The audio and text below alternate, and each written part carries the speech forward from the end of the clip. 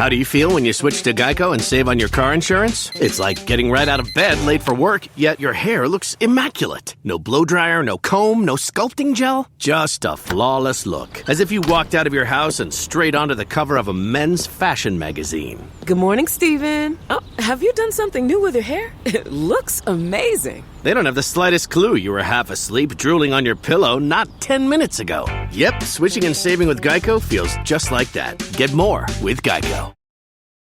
Now, Roma Wines, R-O-M-A, made in California for enjoyment throughout the world.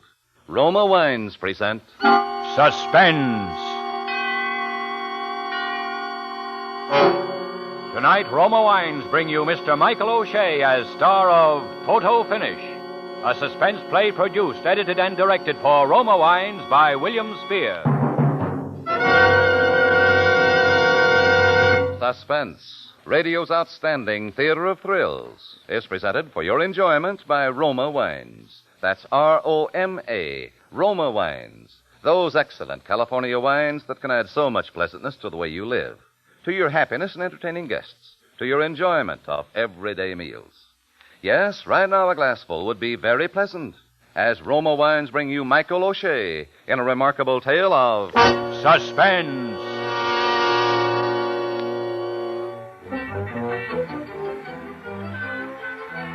Well, it was hot enough to fry eggs on the sidewalk. About the worst we'd had all year, and I hadn't made a dozen cash jobs since morning. But at 5 o'clock, I was still in there plugging because, well, that's the way I am. I leveled on a guy and a dame that looked like they might go for a good two-shot and snapped them and hand the guy the card that tells him how he can get 3 prints of that fine candid camera shot I just made of him for only $1. But he just brushes me off like all the rest. Well, it's the last shot on the roll, and I unload and figure to call it a day when I see a guy coming through the crowd that's dressed up as sharp as a tack, and he's sort of glancing at himself sideways in the store windows and generally seems extra fond of himself. So quick as a flash, I get me sights on him, and then a funny thing happens. He sort of staggers as though somebody had just come along and give him a big slap on the back, and he starts folding, and all so sudden that I can't even stop myself, and so help me, I snap him right in the middle of his dive. And then he's out like a light, and there's a crowd around. Everybody's saying, get the doctor in the heat. Somebody else is calling it. Enough is enough. I'm all burned up with this guy and the heat and the day and everything. So I just turn on my heel and head for Jake's place to cool off. Hiya, Joe. What do you say? Cup of coffee? Yeah. Well, how'd she go today? Do any good? Are you kidding? People don't want to have their pictures made when they got perspiration running down their faces and the guys are in their shirt sleeves and the dames' dresses are all wrinkled up out of shape. All they want to do is to get somewhere where they can cool off like me. Yeah, that's right. All right, I guess. What a day. And the payoff. Here, listen to this. I'm making a guy just before I come in here. A swell shot it would have been, too. And just as I snap him, what do you suppose he does? What? He falls. He collapses right in the sidewalk. Boom, the heat or something. I don't know. Yeah, is that right? Yeah, boy, do I pick the cash customers. Oh, tough on the poor guy, huh? Tough on him. What about me? I got a living to make, too, you know. Well, yeah, that's right. Oh, pardon me. Go ahead. Jake's Friendly Pharmacy. Huh? Well, I don't know. Well, just a moment, I'll see. Hey, Joe, it's your wife. I forgot. She told me specially to be home early today. She got a steak for tonight. What'll I tell her? Tell her I just left. No, wait a minute. Tell her you ain't seen me all day. Okay. No, he's not here, Mrs. Mooney. No, I haven't. Yes, Mrs. Mooney. Yeah, I sure will. Yeah. She said if I see you. Hey, Joe. Hey, Joe, wait. I ain't got time. I'll see you tomorrow. Hey, Joe.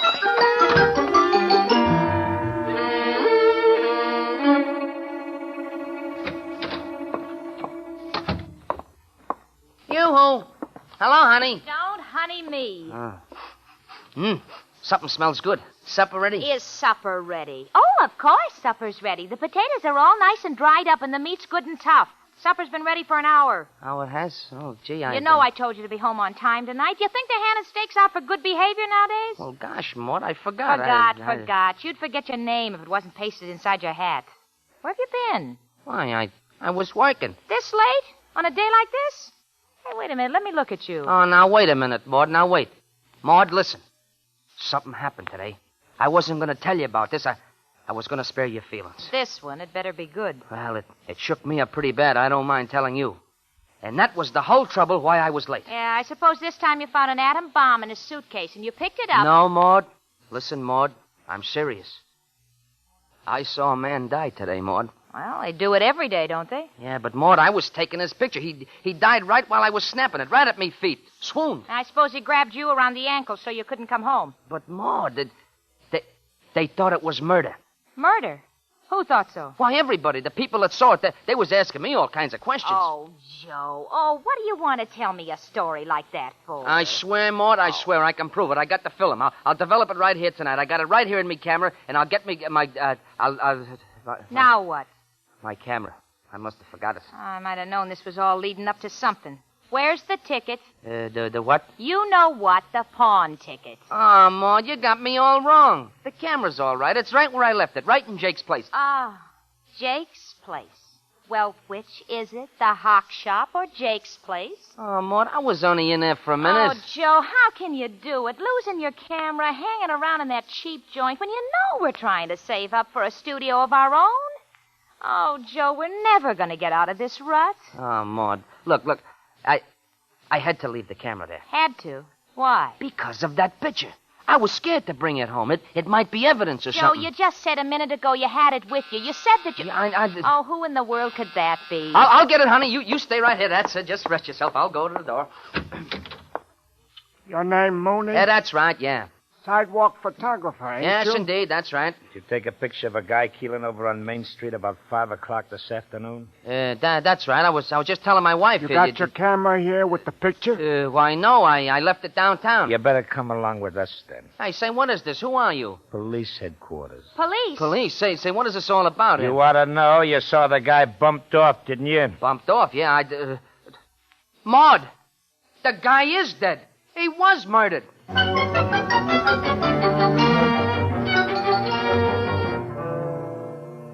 Of course, I could see now how that picture of mine would be pretty important evidence, so naturally I'm glad to go along with these coppers and help them out all I can.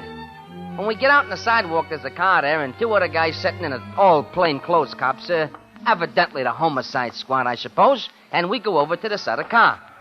That the guy? Yeah, but he don't have it with him. Where is it? Downtown. I've forgotten left it there, a place on Main Street. Oh, that's bad. We got that other call to make, and Main Street's out of the way. Well, gee, I'm sorry. It just happened tonight. I forgot. You talk when you're told to. The rest of the time, you keep quiet, see? Well, sure, officer. Just as you Well, say. we go by this joint on Main Street, and then we make the other call. No, we can't.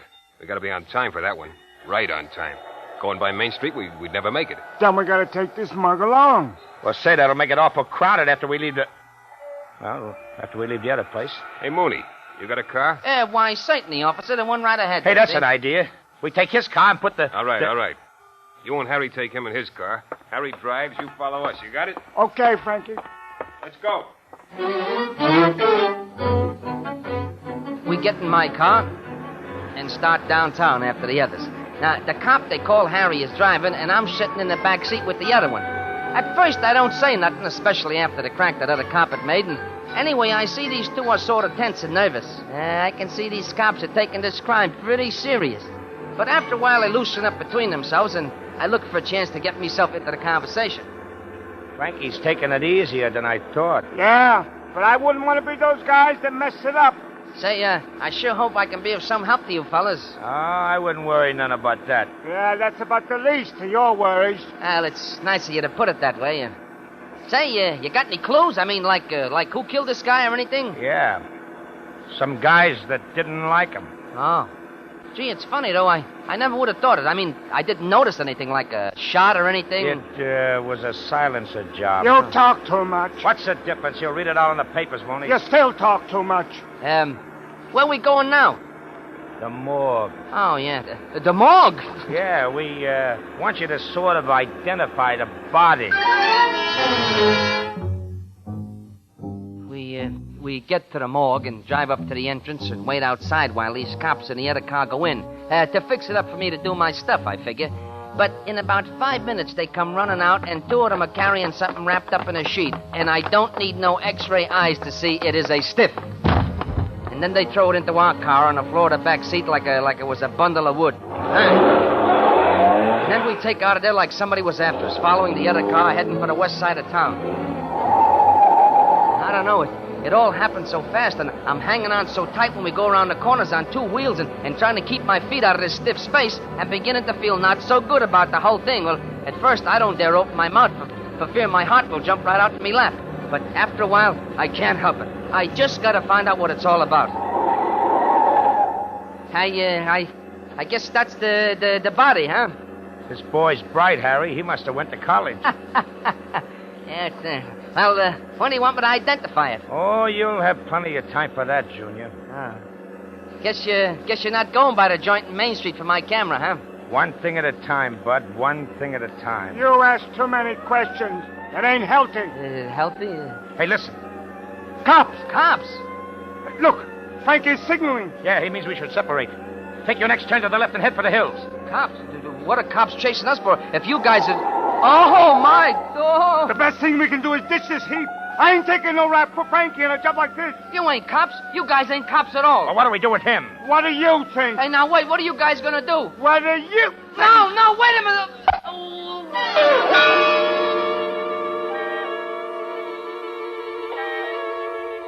That is the last thing I remember.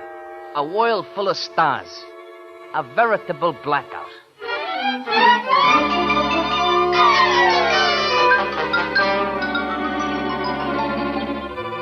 For Suspense, Roma Wines are bringing you Michael O'Shea in Photo Finish, a radio play by Roy Grandy and Robert Richards. Roma Wines' presentation tonight in radio's outstanding theater of thrills, Suspense.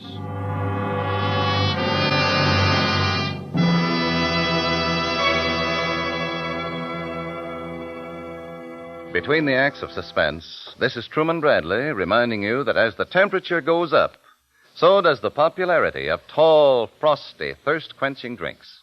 And topping them all, for cooling, delicious refreshment, is Roma Wine and Soda, iced, America's smartest, coolest summer drink.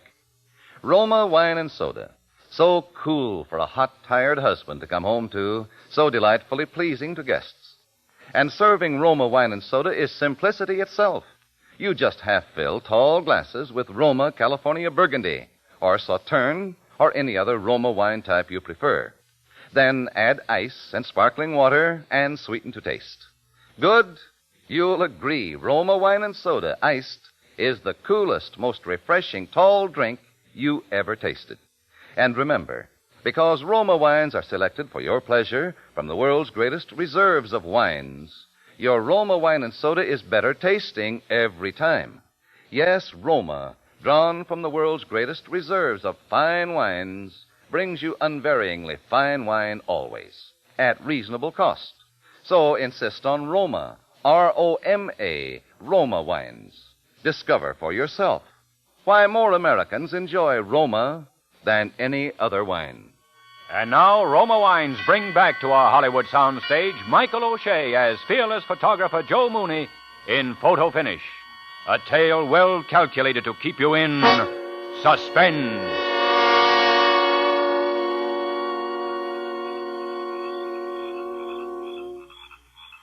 There's something that sounds like heavy machinery at work where my brains ought to be. And every time this machine turns over, it feels like it's going to blow the top off my head, and I'm all sprawled out someplace. And then it turns out to be the back seat of a car. I managed to stumble over something that's down on the floor, and then I'm out of this car and standing in a little dirt road, and it's sometime at night. I don't know what it's all about. I don't know what I'm doing here at all. And then I see that this is my car, and that makes some sense, and then I remember my camera. I gotta get my camera, that's it. On account of Maud says I shouldn't have left it. Jake's place, that's where I left it. And so I crawled back into the car, and I get it turned around and headed down this dirt road. Pretty soon I'm on a bigger road, and then I'm on the main highway back to town. All the time I'm thinking, this is a funny thing for me to be doing. But the main thing is, I gotta get the camera. And then I'm pulling up in front of Jake's place, and I'm going in. Hey, Joe, where you been? Your wife was looking for you. Maud, was she in here? Yeah, she come down to pick up your camera. Oh, well, that's okay then. That's what I came by for. Hey, you all right? Yeah, I guess so. Well, you don't look it. Where's your hat? Hat? What hat? I don't know. Maybe it's out in the car. Hey, come here. What happened to your head? Ouch, don't touch it. You better go home, get some sleep, Joe, and have somebody look at that head. Put some tincture of mercurochrome on it. Oh, This ain't like you at all. No? Yeah, I better be going, huh? Oh, wait. Here, your wife left her purse. She was kind of upset anyway. Worried about you, I guess. Oh, thanks. Boy, you're a lucky guy, Joe. I didn't know the missus was anything like that. What a knockout. Huh? Yeah, she's gorgeous, Joe. That don't sound like Maud. It don't? Well, it was. Hey, what did this dame look like that picked up my camera? Listen, you ain't so far gone you can't remember what your own wife looks like, are you? No, only this ain't my wife's purse. It ain't? No. What did the dame look like? Oh, medium size, young, blonde, terrific figure, gorgeous face. That ain't Maud. No? No. Maud is kind of, well... but she's nothing like that. Well, what do you know? Listen, Jake. I've been having some awful peculiar experiences tonight. Yeah? You must have been. Yeah. I better call Maud. She can always figure these things now, out wait better. a minute, Joe. Maybe you had an order just now. I wish you'd let me fix you up with a little something to straighten you out. I got the greatest thing in the world for you. It'll make you feel a lot better. A fella come in the other night. He was awesome. I fixed him up. Not at all. Just fix him. Yeah, sure. Hello? Hello. Oh. Hello, Maud. Well, it's about time you turned up. I've been worried to death. Listen, Maud, I came by to get the camera. Only some girls, some blonde had already picked it up, but I'm going to find it now and get the camera, so don't you worry. Just listen to me. Don't you go getting mixed up with any blondes. You're mixed up enough already. Oh, but it's all right, Maud. I'll just pick up the camera and come right home. It's funny, though, when she came by here to get it, she said she was you. Yeah, that's not all that's funny. You're in pretty deep, Joe Mooney. In the first place, those men you went out with weren't the police at all. Those men, the cops? I'm trying to tell you they weren't cops. Oh. I called the police headquarters myself, and they said they never Wait, Maud. Now I remember. We were going to go to get my camera, only we didn't get it. We got in my car, and we went to the morgue, and then... Maud! Joe! My car! I got a dead man in my car! Joe, what's the matter? You look like you seen a ghost. Don't say that, Jake. Now, come on, you got to help me. Come on. Well, okay, Joe, but... Come on, out in my car. I'll show it to you, Jake. What'll I do? What am I going to do? Show me what? The stiff, the dead man. What? Yeah, in my car. Now, listen, Joe, come on back inside. Let me fix you up a little something, No, it's there. I'm telling you, we got to do something. Okay, Joe, but let's just leave it there for a while, huh? Maybe it'll go away. Hey, Freddie. All right. You think I'm crazy, huh? No, but here, look. Yeah? Oh, no. It's gone. Well, there. Now, isn't that nice? Jake, no, look, on the level, Jake. I remembered the whole thing now. I was hijacked by gangsters, and they stole the stiff out of the morgue. The guy that was killed that I took the picture of, remember? Yeah. And then the cops chased us, and they hit me on the head, and when I talked to Maud, the whole thing came back to me. Sure it did, Joe. Now, you come on back inside. Let me fix you. I couldn't have dreamed it all, Jake. I couldn't have dreamed it. Could I? Now, you just sit down right here, and I'll fix Now, wait, you up. listen, Maud'll tell you, Jake. She called the cops when I didn't show up. And what's that blonde doing after my camera? What about her? Well, now, that's a different story. That wasn't no ghost. Jake, I gotta get that camera. Now, listen, in the first place, you don't know how to find the dame. Well, maybe there's an address in her purse. And Give in me the second place, if there was all these gunzels and stiffs and all, maybe she's mixed up with them. And in the third place, hey, that reminds me, there was a funny thing about that camera. Here, here's her address. Here, right here. When your wife called, the first time, on the phone, I guess it was your wife. Well, anyway, she said for me to... Oh, pardon me. Wait a minute. Jake's Friendly Pharmacy. Jake's Friendly Pharmacy. Oh? Yeah. Yeah, well, now, just a minute. Joe, it's the blonde on the phone now. The blonde? Yeah, she's still saying she's your wife. Wants to know if she left her purse here. Oh, well, I want to talk to her. Yeah, well, okay, take it in the boot, huh, Joe? You know, the customer. Yeah, customer. Hello? Oh, I'm awfully sorry to trouble you. Did you find it? Listen, madam, this is Joe Mooney. What's the idea of saying you're my wife and swiping my camera? Oh, Mr. Mooney. Yeah. Well, I'm listening. Oh, Mr. Mooney, I don't know how to tell you. Well, you better find out, because my wife Maud is plenty sore, and I want my camera. Oh, I know it was a terrible thing to do, but that picture you took of the man who was killed. Yeah? He was my brother. Your brother? Oh, gee. Oh, I don't know why those terrible men killed him. He was wayward, but he wasn't a bad boy, and he was all I had. Gee, I didn't know about that. I never had a picture of him. I wanted to sort of last memento, but I didn't know if you'd... Oh, I'm so ashamed. Why, sure, I'd give it to you. Sure, I would. Would you? Sure, you can have it. Oh, Mr. Mooney. What about my camera? Oh, I have the camera. You can come up and get it now if you want to. Well, that'd be fine if it ain't too late. Oh, no. No, I sort of need company now. Why, sure, you poor kid. Well, I'll be right up. I got your address right here. Oh, Mr. Mooney, I don't know how to thank you. Why, don't even try to mention it. And, would you mind bringing my purse when you come? Why, certainly. I'll be waiting. Okay, babe. Miss, I'll be right up.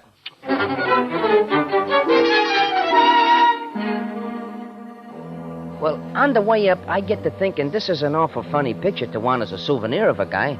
A shot of him getting bumped off in the street. But, of course, there's no accounting for dames. And then I figure she probably don't even know the kind of a shot it is, the poor kid. And I figure I better break it to her as gentle as I can, which is only what anyone else would do, especially if she's the knockout that Jake says. And she is. Mr. Mooney? Yeah. Won't you come in? Well, thank you, Miss, O'Day. O'Day. Oh, Mr. Mooney, you must think I'm a terrible person. Why, no, not at all, Miss O'Day. Why, I knew the minute I talked to you on the phone that you wasn't like some girls. I mean that you was the real thing. Oh, Mr. Mooney. Here's your purse. Oh, thank you. You, got my camera? Oh, yes, I've got the camera. But, you were going to give me the picture, weren't you? Oh, sure. After you give me the camera. After I give you the camera? Yeah, you see, the picture, the film, that is still in the camera. Oh, but it isn't, Mr. Mooney. I looked. It isn't? But it's gotta be. Are you trying to tell me you don't have the film, Mr. Mooney? Well, how could I? I ain't had my hands in that camera since I left it at Jake's this afternoon. Look, Mr. Mooney, let's not be difficult. Just give me the film. But I ain't got it, I'm telling you. I ain't got it. All right, boys. What boys? Hey, what Hello, Junior. Hey, where did they come from? They're friends of mine. Yeah, but they put a dead body in my car. That's stiff? Well, now, wait a minute. Don't you worry about that none. He's in a nice, safe place. All right. We ain't got all night. Where's that film? Film? I don't know. Frisk him. Okay, hold still Yeah, now, Junior. Hold still. But, Miss O'Day, these guys, that body, that was your brother. It's getting so you just can't believe nothing the dame tells you. Ain't it true, Junior, huh? You don't have it on him, Frankie. Now, look, fellas, I don't want to have no trouble. All I want is my camera. We don't want no trouble. Now, listen, Mooney. We want that film, and we don't care how we get it. So talk and talk fast. Yeah, but how could I have it? I ain't had the camera. Nobody could have got that film except her, unless Jake... Jake? The mug at the drugstore. Yeah. Do you think that guy's got it? Get it, Gene. Okay. Yeah? Yeah? All right, okay. Thanks, Harry. It's a tip-off. They're on their way up here. Oh, come on. We got to scram. What about him? What do you think? Oh, no, now, wait a minute. Oh! I can see it coming, but I can't move. And there's that world full of stars again, and that veritable blackouts.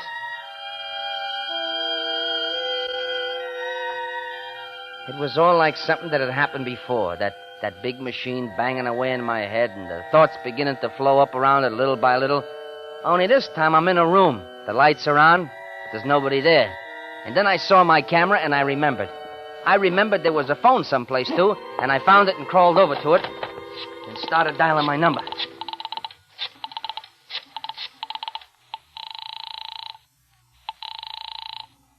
Hello? Maud. Joe. I got the camera, Maud. The camera. Never mind the camera, you nitwit. Where are you? Well, I came up to that blonde's place, you see. Blonde, my Aunt Fanny. Don't you know by this time you're mixed up with a bunch of gangsters? Yeah, I know. They wanted that film. Never mind about the film either. You just come home. Yeah, but the film wasn't in a camera. Now, you listen to me, Joe Mooney. I know all about that film. I don't trust anybody, not even the police, and I realize that film might be pretty valuable. So after you left, I phoned Jake and told him to take the film out of the camera before he gave it to anybody. And then Jake came back to the phone and told me... Are you listening? Maud, wait, there's somebody coming. Open up in there. Joe! Maud, I gotta go. Hello. I grab my camera and find a service entrance in the kitchen, and even though my head feels like it's bouncing on every step, I'm down those back stairs on wings. Then I'm into my car and 10 blocks away before I bet them guys up there have even had time to crack the lock on the door. And I keep on going until I'm back where there's plenty of lights. And then I feel really safe, and believe me, I heave some sigh of relief. Oh, boy. Well, I'd be glad to see Maud in the old shack. Well, it's about that time I noticed this other car pulling up alongside. Hey, you! Pull over! Huh? Pull over to the side. We're from headquarters. No, you don't, brother. Not twice you don't. Not to this cookie. I got the jump on him, and I got that thing down to the floor because I figure my luck is about to run out. And if I'm dumb enough to let these guys grab me again, I don't deserve to answer for the consequences. I make a right and head for the lower part of town that's just cut out for ducking wise chumps like them. And then I look around to see where they are. They're a good half a mile behind. I figure to make it easy. Only when I look back at the road, there ain't no road. There's a lamppost. Mooney, you're gonna know them stars better than the head of the planetarium is what I'm thinking when it happens.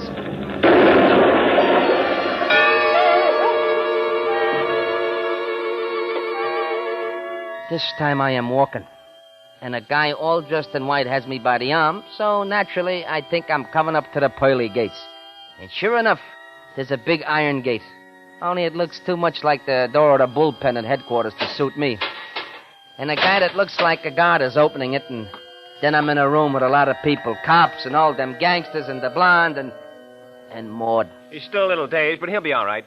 Maud? Joe, for heaven's sake, what happened to your head? Plenty. I'm sorry about the accident, Mrs. Mooney, but he tried to run away from us. I expect he brought it on himself, all right. He usually does. We just want to ask him one question, Mrs. Mooney, if he feels like answering it. Of course he can answer it. Mr. Mooney, can you identify these people as the one who stole the dead body out of the morgue? I sure can, and how? That's all then, Mrs. Mooney. We'll call you when we need you again. He does get the reward, though, doesn't he? Oh, yes, he'll get the reward, all right. The reward? You better get him home now, Mrs. Mooney. Yeah. Come on, Joe. Yeah, but Maud, wait. What is this with this reward here? $10,000. $10,000. Steady, Joe, steady. $10,000. Oh, goodness, Joe, don't you know yet what's been going on? Well, why... Listen, Joe, those people were wanted all over the country. Sure, They're a gang of bank robbers or crooks. something. Now, that man they killed had double-crossed him somehow, see? Dead. And then they went to the morgue, and they held I up was the there. attendant, and they stole the body and disposed of it, you see? Sure. Because they figured with the body and that film of yours out of the way, there wouldn't be any evidence against them. Yeah, that's right. The film. Oh, no. I guess that film was pretty important evidence, huh? $10,000 worth. Oh, Joe Mooney, you are a nitwit. You're the only one who could identify him, that's all. Maybe I'm a nitwit, but I wasn't too dumb to get that $10,000 picture, was I, huh? Well, was I? Oh, you took the picture, all right. All right. But there wasn't any film. No film? Because you forgot to put film in your camera. Boing.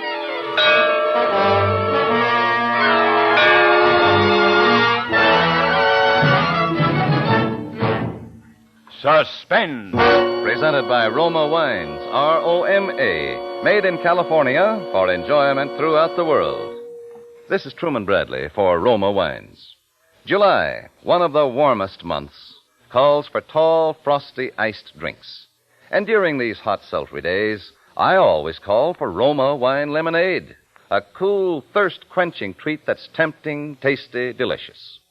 Yes, when temperatures soar, Roma Wine Lemonade is the thirst choice as a tall, cool refresher after a sweltering day's work, as a low-cost, easy-to-serve party drink for summer guests. Here's how. In a tall glass, place ice and the juice of half a lemon. Pour 3/4 full with Roma, California Burgundy, or any other Roma wine type you choose. Fill with water, sweeten to taste, and stir. Presto! You've a drink fit for a tropical king. Remember, a refresher made with Roma, selected from the world's greatest wine reserves, is better tasting naturally. So be sure to enjoy Roma Wine Lemonade. Insist on Roma, R-O-M-A, Roma Wine. Largest selling wine in all history. This is Mike O'Shea, hey. I've certainly enjoyed appearing on Suspense, a long-time favorite of mine, you know what I mean? Well, next Thursday, I'm sure you'll want to be listening when one of Hollywood's finest radio actors, Mr. Elliot Lewis, will appear as star of Suspense, in a play of which he is also the author. Next Thursday, same time, Roma Wines will bring you Mr. Elliot Lewis as star of Suspense, radio's outstanding theater of thrills. Produced by William Spear for the Roma Wine Company of Fresno, California.